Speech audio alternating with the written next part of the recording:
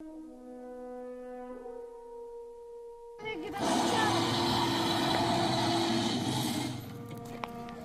pane králi. Ne, jenom koukat. Ty máš svou vajíčka.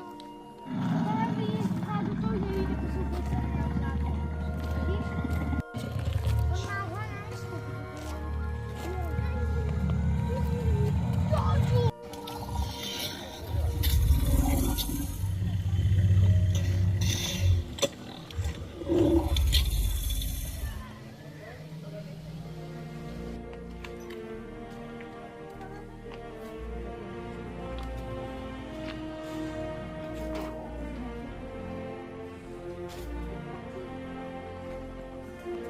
Si nic dál není, já nevím, že to by nedostal se ty...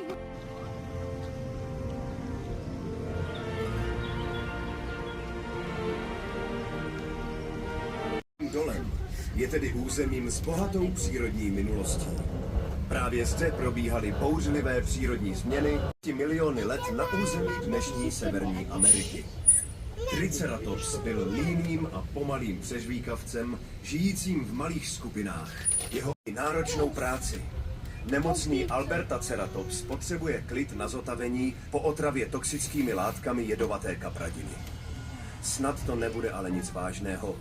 Náš Albertaceratops je silný chlapík, který si jistě poradí. Nechme ho tedy odpočívat a vydejme se dál na naší výpravě po Druhohorách. Ale pozor, blíží se k nám nejstrašnější vládce Druhohor, Tyrannosaurus Rex, monstrum z období svrchní jury. K čemu sloužily jeho výrazné a mohutné kostěné štíty? Na obranu, vyvážení těla při chůzi nebo pouze k okrase? Vůbec ne. Stegosaurus je pravděpodobně používal ke své termoregulaci, kdy mu pomáhali zachycovat rozměry, byly skutečně úctyhodné. Vývoj našeho poznání však stále není u konce a my se tak můžeme jen dohadovat, zda Seismosaurus je svébytným druhem nebo pouze přerostlým diplodokem. Zeptejme se našich malých paleontologů, kteří v dinoparku žijí.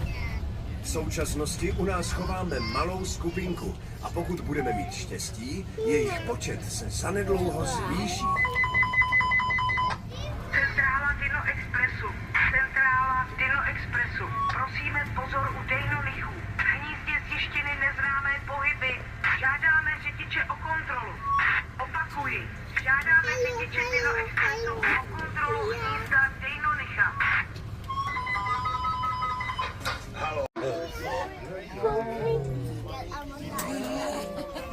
To přinese. On je hodný.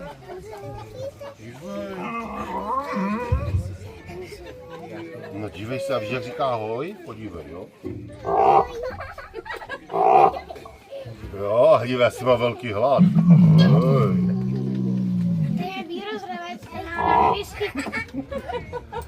A musíš dávat bacha. Pojď blíž.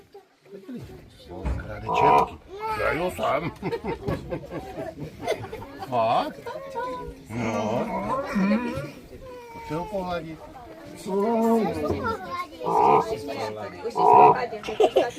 Jo, ale kluci, na velké šluky on je.